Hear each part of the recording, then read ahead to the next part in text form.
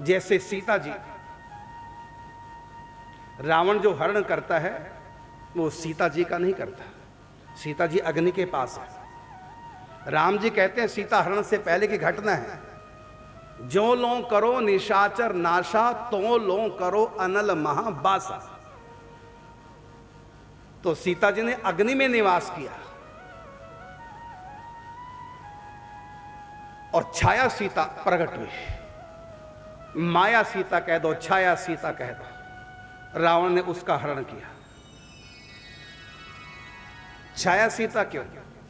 क्योंकि रावण की बहन पहले आई थी तो नकली सुंदरी बन के आई थी, कुरूपा थी, मेकअप करके आई, नकली बन के आई। मृग आया वो भी नकली सोने का, नकली मृग आया। रावण आया वो भी नकली बाबा जी बन के आए। तो सारा परिवार नकलियों का था, नकली बन के आए। तो सीता जी भी छाया गई, नकली गई। राम जी भी नकली बन गए, अनजान बन गए।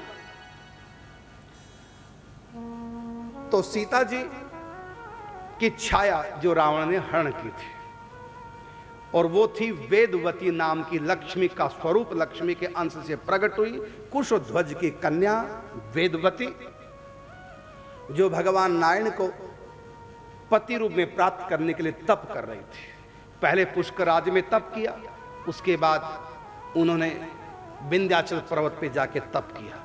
जब विंध्याचल पर्वत पर लक्ष्मी के अंश से उत्पन्न कुशध्वज की कन्या वेदवती जब तपस्या कर रही थी, तो उनकी सुंदरता को देख करके रावण का मन मोहित हो जाता है। रावण उनकी बाजू पकड़ के उठाता है और उनसे याचना करने लगा कि तुम मेरी पत्नी बनना स्वीकार कर। वेदवती ने कहा कि मैं भगवान नारायण के लिए तप कर रही थी, तुमने मेरा स्पर्श कर लिया काम भाव से, इसलिए ये शरीर अब प्रभु नारायण के लिए लायक नहीं रहा।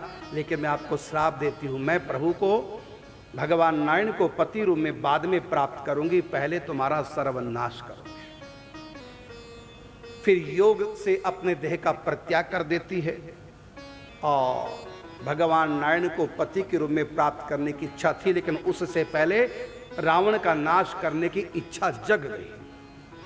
तो जब भगवान राम ने सीता से कहा कि तुम अग्नि में निवास करो, तो उस समय भगवान ने क्या लीला की है, उसी वेदवती को बुला लिया। वेदवती उनके सामने प्रकट हो गई और सीता जी से कहा अपना रूप इनको प्रदान करो, क्योंकि तुम्हारा ही अंश स्वरूप है, तुम में इनमें कोई अंतर नहीं। भगवती सीता जी ने अपना रूप उनको प्रदान किया, इसलिए उनको छाया कहा।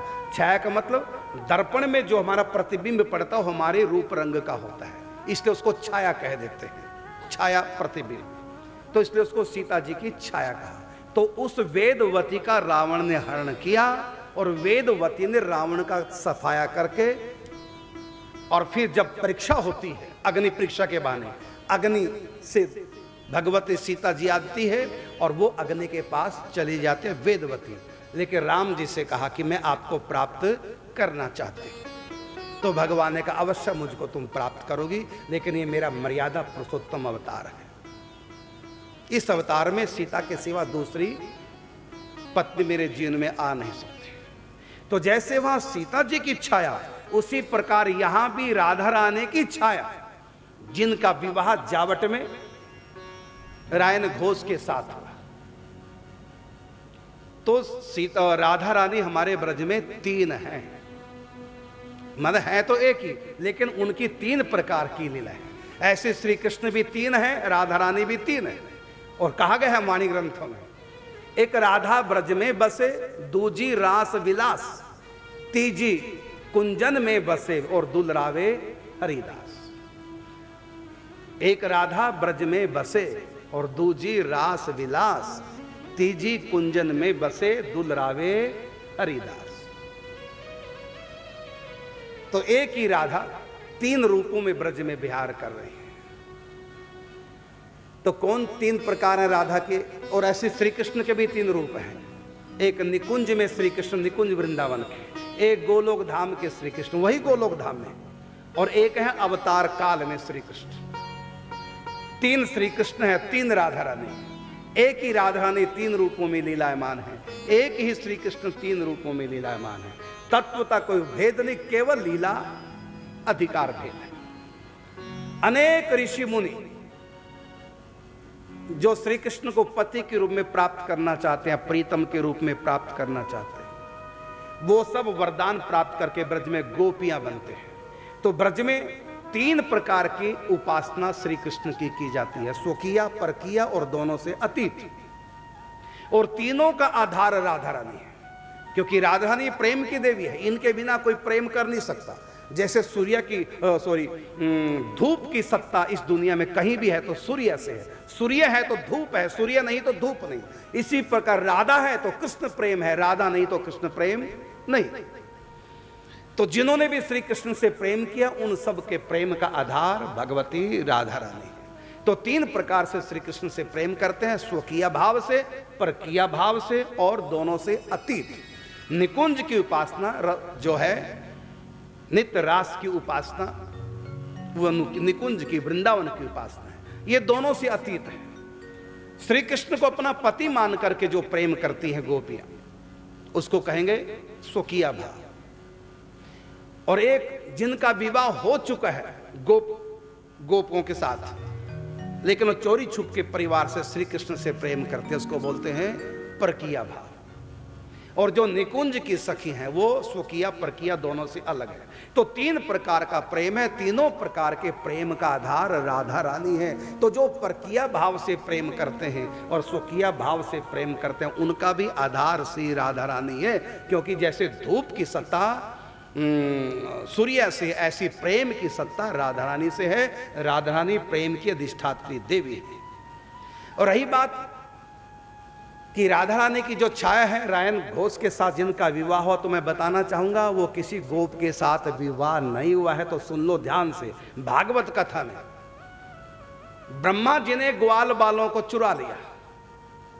जितने भी ग्वाल बाल श्री कृष्ण के सखा थे सबको ब्रह्मा जी ने चुराया, बछड़ों को चुराया, सीधी सी बात सब जानते हैं। और उस समय भगवान की इच्छा शक्ति, जिसको योग माया कहते हैं, वो पूर्णमासी के रूप में 2 मील वन में और नंदगांव बरसाने के बीच में, नंदगांव संकेत वन के बीच में आज भी उनका स्थान है, मंदिर है पूर्णमासी का। तो ये भगवती योग माया का अवतार थी, इन्हीं के भाई सांडिल्य ऋषि। तो योग माया ने सांडिल्य ऋषि को ये बात बताई कि जो ग्वाल बाल हैं वो सब इस समय ब्रह्मलोक में जा चुके हैं, स्वयं श्री कृष्ण ही ग्वाल बाल बने। इसलिए आप ब्रज में जाकर के कह दो, जो ऋषि मुनि श्री कृष्ण को प्रीतम के रूप में प्राप्त करना चाहते थे और वरदान प्राप्त करके गोपियां बने, तो आप उनके माता पिता को जाके समझा दो कि गोपों के साथ इनका विवाह कर दें, उससे इनका स्वाग अमर हो जाएगा। और गोप ग्वाल कौन थे? तो गोप ग्वाल जो असली थे वो तो ब्रह्मलोक में ब्रह्मा जी ने छिपा दिए, और यहां 1 साल तक स्वयं श्री कृष्ण गोप ग्वाल बनकर रहे। तो उसमें रायन घोष कौन थे? मधुमंगल, श्रीदामा, सुबल आदि आदि सखा सब, उसमें रायन घोष भी, वो तो ब्रह्मलोक में है। तो यहां पर ग्वाल बाल सब कौन बने? स्वयं श्री कृष्ण बने। तो राधा रानी की छाया का विवाह किससे हुआ? रायन घोष से नहीं हुआ है। रायन घोष कौन बने हैं?